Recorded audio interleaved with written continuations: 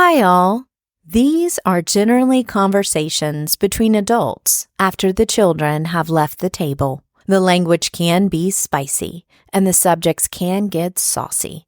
So, if you're ready, this is the Southern Fork. Unscripted chats with some of the most interesting culinary voices in the American South. This region is one of the country's vacation and retirement playgrounds. But beyond the warm weather and beautiful scenery, there's a rich culture steeped in community and often dark and complicated history, and plenty of innovation among the tradition.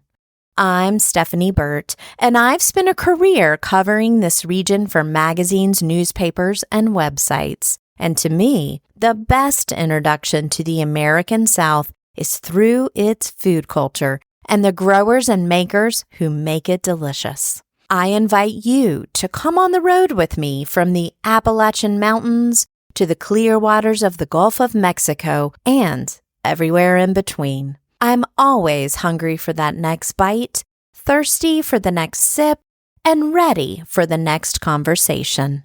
Let's dig in.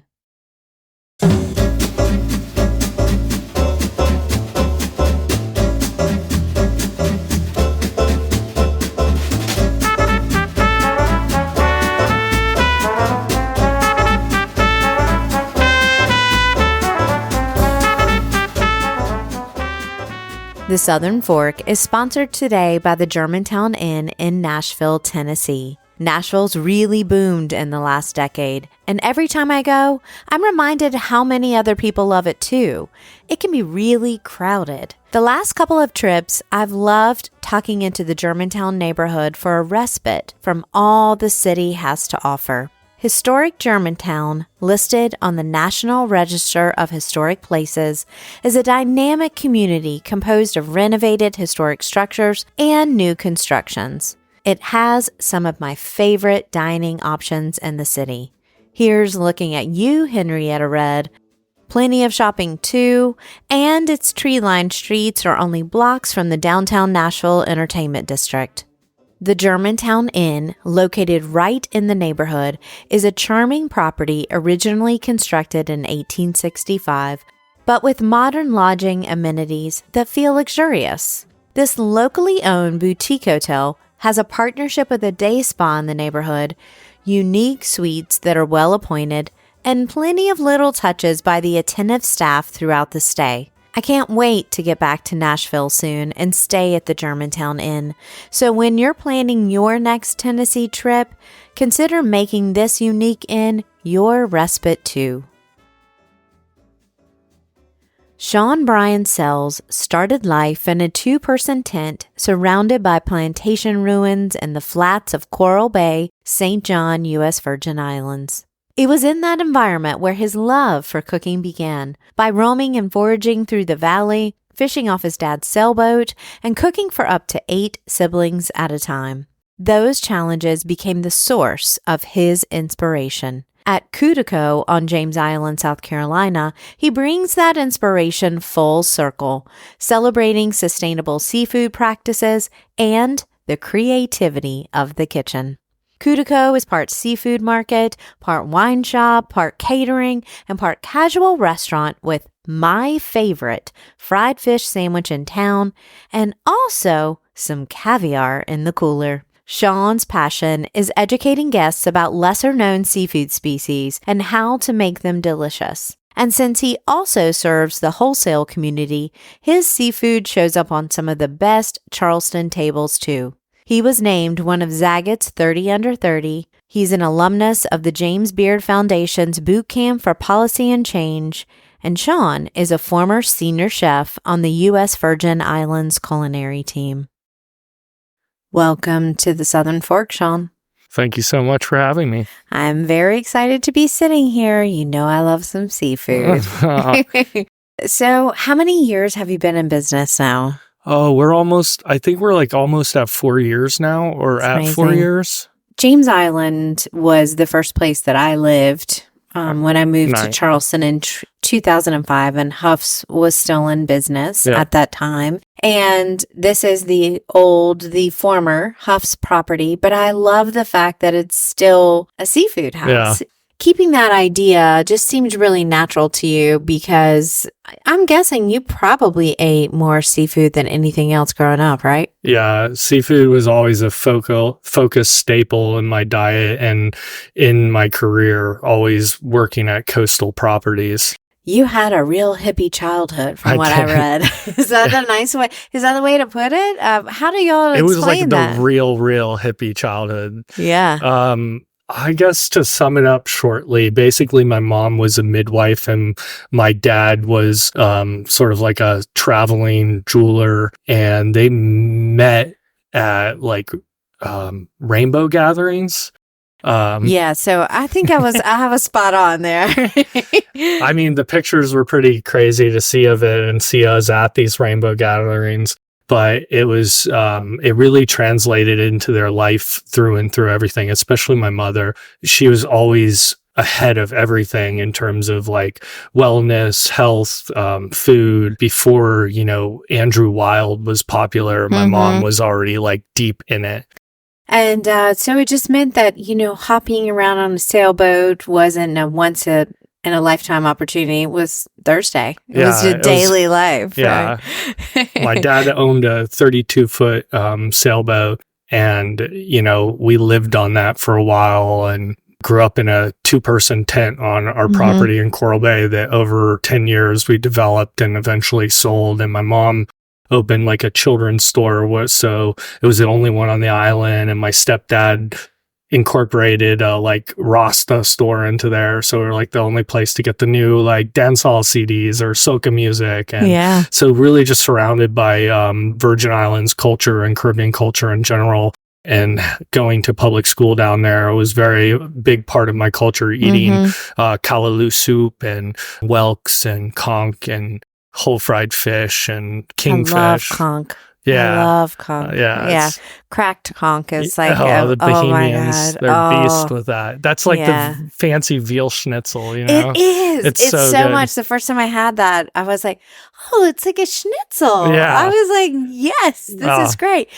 It struck me as you were telling me that really created a lot of resiliency for you, as far as being able to work with different people and being able to work in different situations. And that's like really awesome for the chef life. Yeah, a lot of it has translated really fantastically into my career choice. Growing up in the Virgin Islands, a lot of people are like, oh, that must have been so amazing. They think like pina coladas and beaches every day. And my life was far different from that. It was rough. It was in the bush. It was no dining room table. It was bathroom in the bush, strolling through the bush as a kid. Definitely being on the sailboat a lot was like a little bit of that, but my dad was like hardcore when it came to boats, like the nicest guy on the boats. But, he wanted to keep us safe and wanted us to be a part of helping with the process.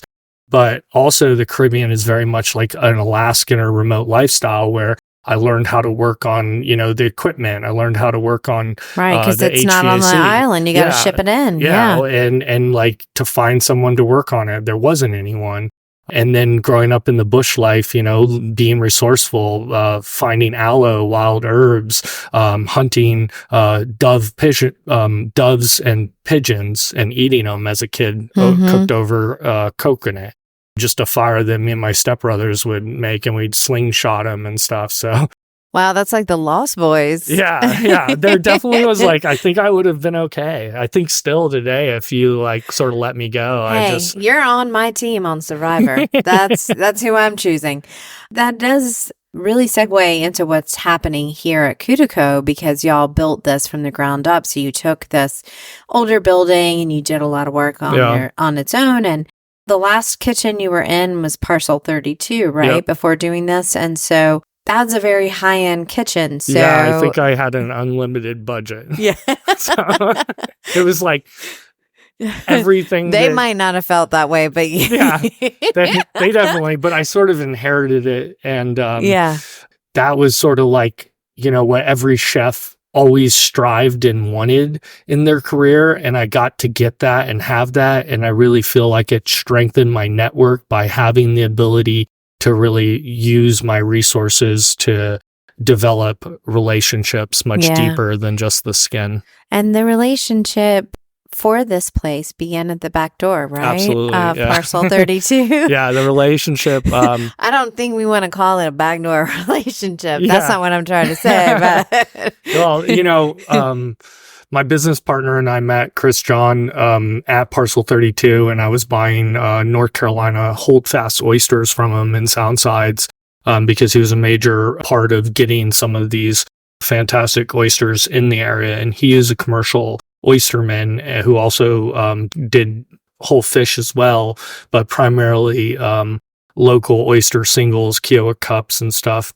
He was selling me soft shell crabs. He was the guy to go to. I think him and Jason Stanhope and had developed the Super Softy, which was just like Jason's standard of a soft shell crab that he wanted. And, that sort of became what Chris was known for. Yeah. Jason, the former chef at Fig, and now at Lowland and Quint. Yeah, Quint. I haven't even been able to go into Quint yet. Every time I go in, it's like wall to wall people. And I got kind of have a freak out moment.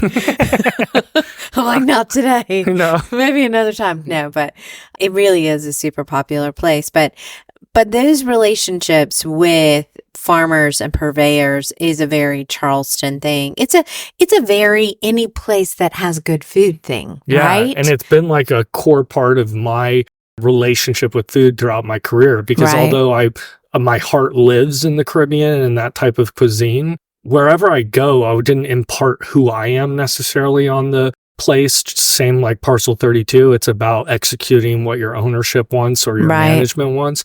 And so when I was in Martha's Vineyard running the Harborview Hotel, it was all about my community, my surrounding. And I've always drawn on that for inspiration and also like the history and the culture of the food and the location that I'm at. And so Charleston just happened to be almost like a perfect fit for me. And Parcel 32 became the step ladder to what I wanted to do because 7 years now, I moved to Charleston from the U.S. Virgin Islands after Hurricane Irma and Maria, which just wiped out my family homes, my businesses.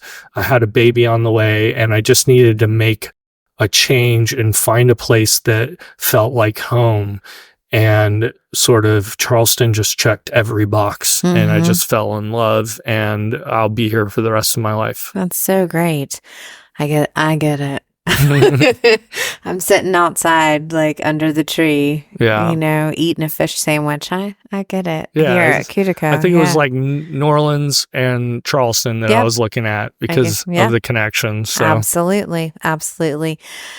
So down and dirty here at Cudaco, we've got a few things going. We've got a fresh fish market. We've got prepared food, some that you bring in, right? Like caviar and uni. Well, uni's not a prepared thing, but I was like, oh, there's uni in the case. We try to be like sort of your specialty high end. We try to sort of cover those bases, but then still have the classics, especially for the fish market. And then by having a full kitchen, we're able to incorporate them into different prepared items like doing caviar service and having beautiful Pearl Street caviar and being able to make a simple set with like a fancy ranch and like plain potato chips. Yeah. And this is the ultimate for me because you got a gravel parking lot and caviar service. Yeah, exactly. We really went. So coming up with the concept, especially the retail side of, Cudaco, I really wanted to have a full circle operation where I had access directly to the fishermen and I had connections with the different oyster farmers and different purveyors and strengthened my relationships with sustainable and regenerative processes in the market, whether far or near, and how do I incorporate that into a concept that fits within my ethos and my ethics that I've worked on developing my entire life. It's sort of been an accumulation of my entire career into one spot. That's what creativity is. You take all the pieces and parts and metabolize it into a new thing. Yeah, and it's so fulfilling to feel like all of the work, including the education that I did, because I also went to school for legal studies with a focus on commercial real estate, and it plays such a cool part into the whole doing awesome. now. I have a few questions for you off mic later then. Please don't charge me by the minute. I agree. I do think that we are too quick as creative people, and everyone has creativity in them, and we use it and employ it in different ways, but it's a muscle, and the more you use it, the more you know. But we are often too quick to decide, well, that was a waste of my time, or that was a cul-de-sac, or whatever, and we have no idea when that's going to come in handy later. One of the best things I did after leaving teaching was going to work at and eventually manage a beach kind of fried seafood, and I ran the bar program, and it wasn't before craft cocktails. I ran a trivia game on Tuesday night that packed out. I learned here's how we, get butts and seats, kind of that type, but also I had a mic. Yeah, nice. Yeah. So, I learned how to manage, a room full of people and that kind of stuff. So it's just really, I wouldn't put that on my resume, but, I just bought a Trivial Pursuit game and pulled the cards. You saw the value in it, and you were in the way that it crossed over into other paths. And it was such a community because those are a lot of snowbirds. And so it was a way for them to get to know each other and, to spend time there. Creating a culture with your guests. Yeah, absolutely. That's awesome. So, and you have wine here, which is super smart, especially on James Island. Yeah. Very, very smart. That's been really a wonderful avenue for us. Yeah. Just in rounding the whole process out. And our actual wine cave, when it was Huff's, was their office. And so just reimagining the space a little bit. And what an amazing shell. I think Charleston's just such a wealth of creative expressions in this industry and in general. And people are really willing to give things a shot. And I think with Cudaco, it's we never really wanted to put blinders on and steer it in a direction for my ego. It was all about the community of James Island and the greater Charleston area and how we could really give the people what they want and fit my standards into that. And then you get to play in the kitchen. Yeah, I see some new menu items, coming. That's all top secret. I'm not going to say anything, but I can see the piece of paper. When we're actually talking about some of the things that you do in the kitchen beyond just the menu items, there are things like Batarga, which I'm super obsessed with. I'm going to get some on the way out. But those kind of little sustainable things that you do, I want to get there. But on the front end, you do sustainable things too. And one thing I'd like to point out is you got some fishermen in your phone contacts there, and I know that you have some charter fishermen. And one of my friends, John, he's the best. Yeah, he will text you and tell you that they caught a lot of fish, and because you're taking people out and they're on vacation, and you've got some great fish that you catch, but they only need one or two for nighttime, and he can sell the rest. And so you buy everything from one fish to how many? Really, the model is buy everything from them. If you want to expand and grow, and definitely in my past experience with just working with farmer and fishermen, to build that relationship, I literally will figure out processes to do to the fish so that I can buy everything and strengthen a relationship with them. And when we started Cudaco is hard, there's the accessibility in fish is almost like the last remaining mafia in the world. You gotta ask permission. People get mad at you even though you told them things. Access to boats can be really difficult to get because the boats will sort of get things like docking rights to an area if they sell all their fish to that location, and then that location might even ship it or sell it somewhere else. Yeah, so, I wouldn't necessarily say mafia, but I would say established parameters and traditions. Yeah, feels like mafia, but such an eye-opener for me and such a wonderful learning experience to be able to work and get inside of that back end area of it and working with people like John Fuss or Paul Young, a local young captain who's working for him. No pun intended on his last name, just coincidence.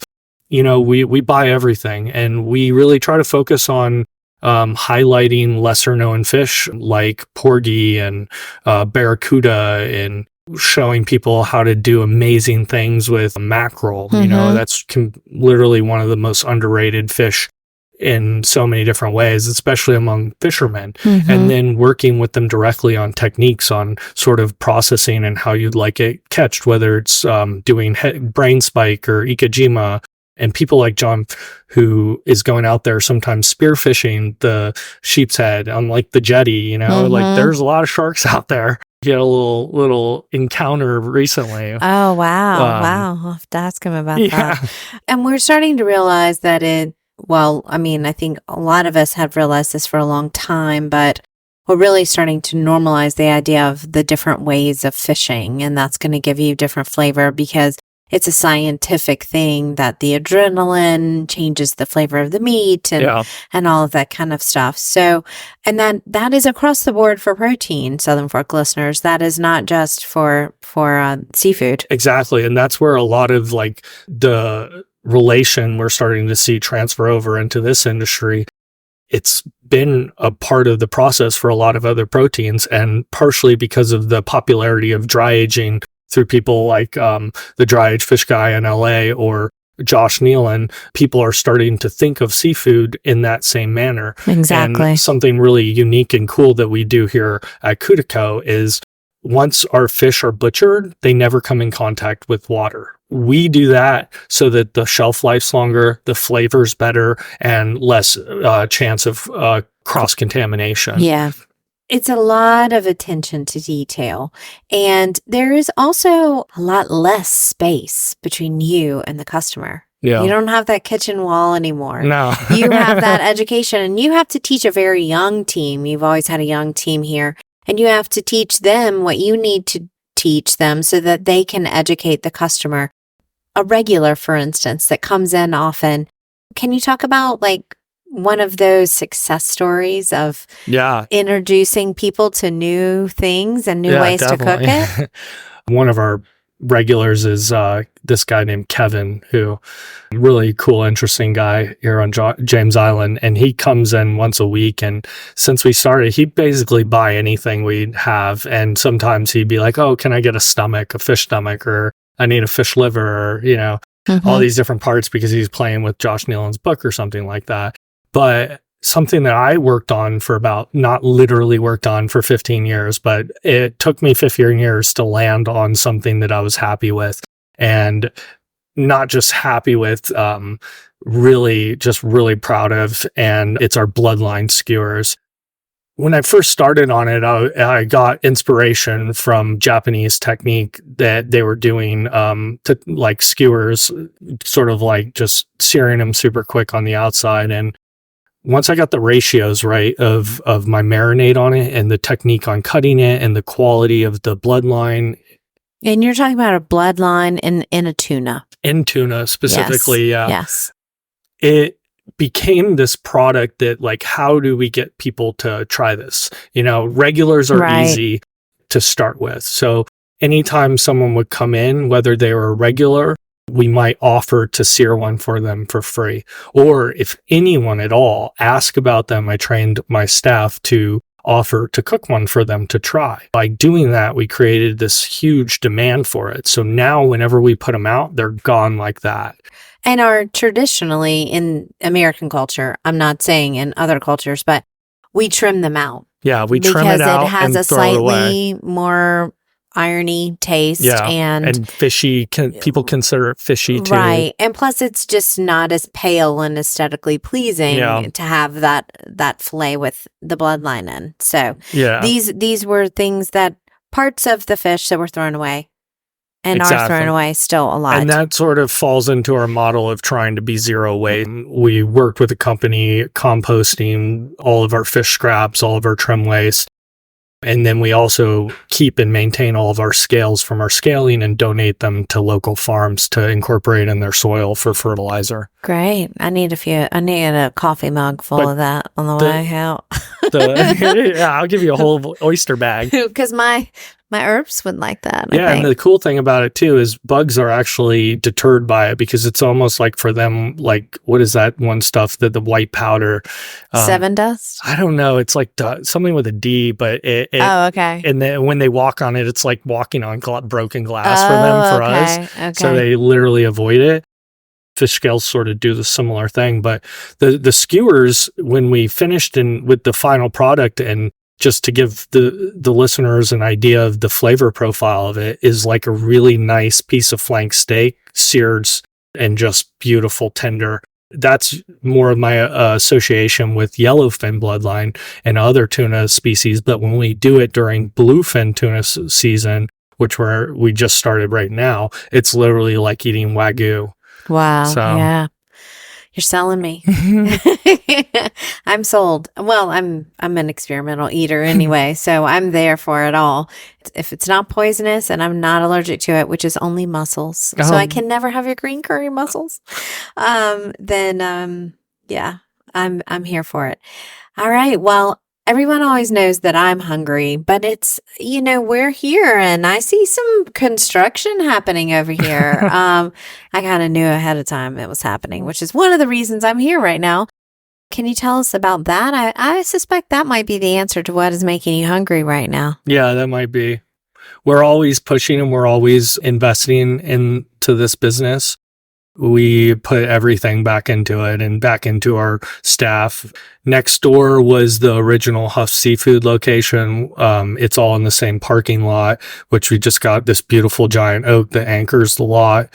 We just always wanted it. We didn't want to let it go to someone else and turn into some weird cheesy thing. Like I think there was someone who was interested in doing like frozen daiquiris only, and then like, not really fixing it up. And we took this building and we have poured everything into it. We have rebuilt it completely. I mean, even the foundation of it, everything we've had to put energy and money into. Outside of going into like full scale restaurant, which, I think in the future I might do something like that again. That still sits in the back of my mind and creates another little hungry morsel. Mm-hmm. But in terms of this really fulfills that outside of just like sort of the nostalgic, fresh seafood done clean and beautiful and simple that we do at Cudaco. But next door, we're planning on opening up a crudo wine and beer bar in the small building. So still sort of that casual, like laid back environment. Like we won't have servers. You still come up to the bar, order. We'll probably have bussers and food runners so that once you're sitting, you can just chill and enjoy. Yeah. Mm-hmm. But we built like these beautiful decks onto the building, the big building too. We're going to be focusing our retail side in there, more specifically in merch, not the market sides of it so much. We'll keep that anchored over here, and inside there we'll really start to be able to display and give people an on-site location where they can see who we're partnering with, get their products there. They can check out our new product lines that we're coming out with, whether it's our ocean recycled coolers or testing things like dry aged fish over there is where I think I'd like to test the market for that. Yeah. And then expanding our wine selections as well. Love. That sounds like it's got my name all over it. Yeah. A little bit of a sit down moment for me. And the cool thing about that merch and the way that we're trying to set ourselves apart from just anyone who might have merch is we're working with local artists to do the designs, and we are going to reach out to more and more of them. Mm-hmm. Cool. Love it. Love it. What is one aspect of your job that meshes like a puzzle piece with an aspect of your natural personality? Almost every component of this job sort of meshes with me. I have the tendency to be very like OCD and meticulous and sort of like always on. I try to be pretty consistent and level in my life in terms of who I am as a person. And that meshes perfectly with trying to, foster and curate and coach and counsel and educate, especially the team that we have around here. And then with all the different components of sourcing, culinary side, the retail side, which I actually grew up in retail store with my mother. And then the wholesale side where my dad was doing wholesale and furniture. It just really becomes this perfect harmonious circle of everything interconnecting and working together. Great. You want your fishmonger to be OCD. You really do. You do. You really do. And your chef. What is one thing keeping you up at night? Oh, man. I always have had a hard time sleeping and turning my brain off. I think a lot of people could probably relate to that in the industry. I've really learned over the years prior to this, different ways and techniques to manage that, by just having a journal and writing things down. So I utilize those options a lot, but definitely keeping me up at night the most right now is just keeping this project next door on track and growing a rapidly growing team and business at the same time, and maintaining a culture that is inclusive, that is fair, that is educational, is empowering, and is providing goals for them to stay hungry for their morsel. Right, so that they can grow with you. Exactly. Yeah. Well, I'm so excited to welcome you to the Southern Fork family of guests. I'm so happy.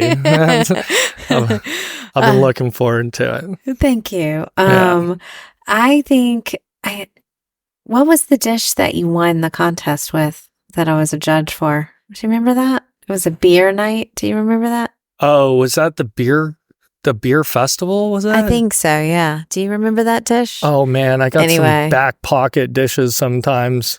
Anyway, that was part of the fun, but we've intersected over the years, definitely at Parcel 32 and probably even before that. So, yeah, yeah, he's like, yeah, it takes a while to get on. I didn't think about it. Yeah, I mean, so I have a magic picnic basket. This is my dream meal scenario question. And with this basket, I can time travel. I can go back and ask anybody to make one more bite of something that you just would like to taste again. I can source for you and I can cook a little bit. I'm not good at crudo, but I think you have that covered. I'm not really that great of a precision knife person, but I'm working on it. I've got a decent knife. I know some local knife makers. Yeah, I do too. Yeah, but so I'd love to put some things in this basket. They don't have to go together. They are just some things that really, when you are thinking what I'm craving right now, it's these things that really are just going to bring you life, like make you happy, bring you joy, sustain you. Oh man. So I've recently been on a journey with food because I've had some like health stuff that I've just been, sort of dealing with. And I think I've really just connected with certain sources that I just really find nourishing, and a couple things that I would put in that basket, sort of like some things from all over the place. Most of the stuff that really fills my, my emptiness in terms of food is very simply prepared. Whelks, and not the whelks from the Northeast, but the ocean snails that you see hermit crabs in all the time. Yeah.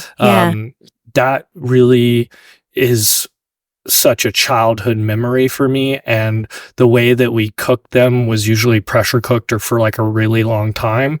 And when I was really getting into my surrounding and culture that helped make me who I am and raise me in the Caribbean.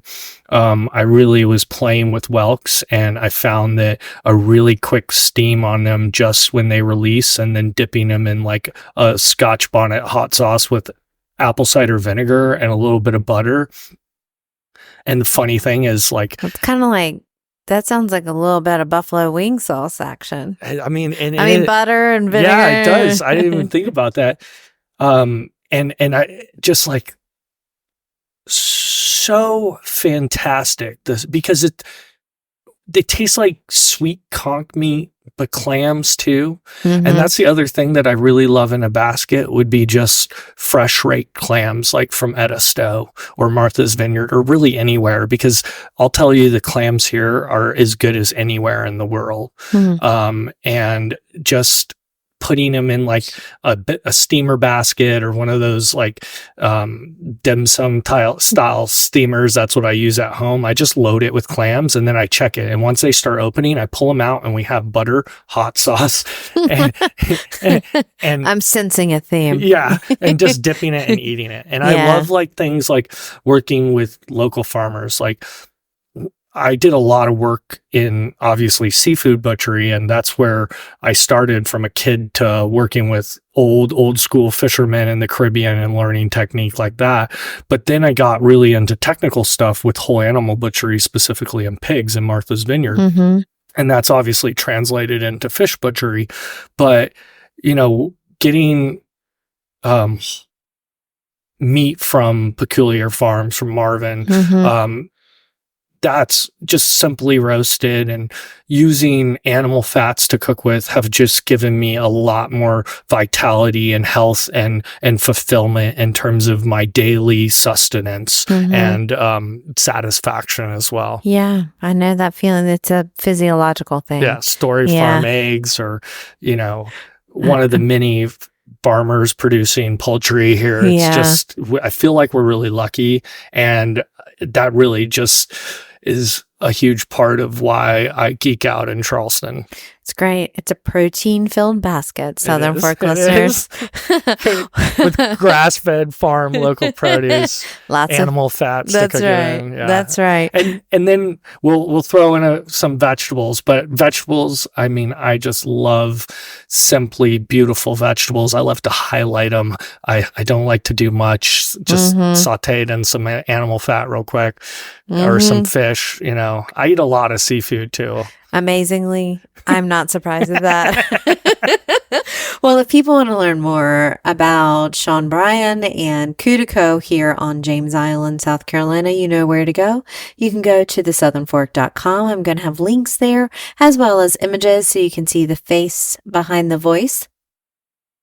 If you like what you hear, there are more than 360 now episodes in the archives. I write and research a lot about sustainable seafood. So we have a lot of the same phone contacts, I believe, in our phones. And, you know, I really enjoy the context of food, and I think Shaun does too. So I think we have that in common as well. So thank you so much for taking time with me today. It's vacation season here. We are on the fast track to Folly Beach here on Folly Road. And thanks for having me. Such a pleasure. Oh, well, it's getting crazy out there. It is. We got to keep talking. Thank you. My pleasure. Hello and welcome to Talking with My Mouth Full. I'm going to make this one very brief today because I am exhausted, but in the very best way, because last night the Southern Fork presented its very first Southern Fork experience. It was a Southern Fork summer solstice supper on the longest night of the year. And yes, that is a lot of S's to say into the microphone on a Friday morning, but I did it anyway. And there's going to be a lot of recaps for you on Instagram and Facebook, so you can see all the pretty pictures, also YouTube. But in the meantime, I'm going to let you know about another Southern Fork experience happening this Monday. That's June 24th in Port Royal, South Carolina. It is a pizza making technique class. This is the first ever Southern Fork test kitchen, and this means that you not only get to watch chefs demo that have been on the Southern Fork, but they actually teach. We are going to get our hands in the pizza dough itself.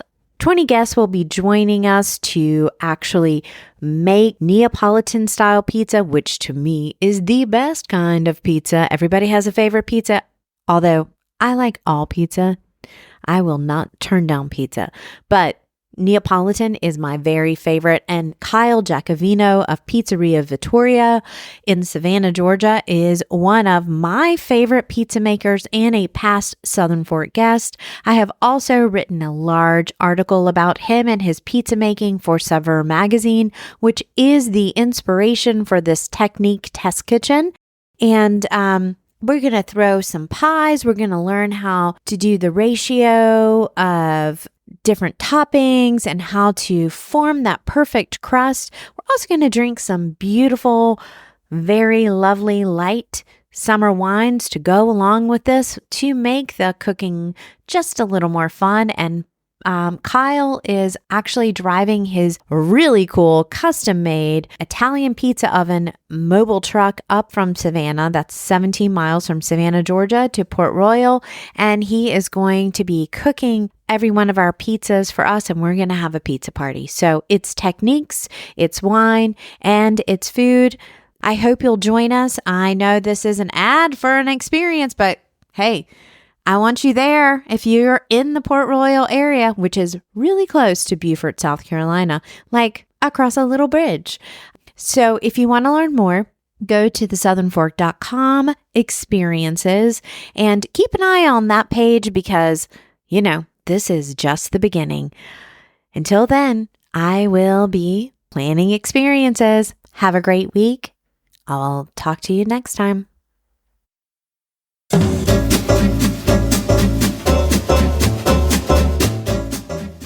You've been listening to The Southern Fork. I can't wait to bring you more culinary conversations, but in the meantime, I have one question. Are you gonna eat all that?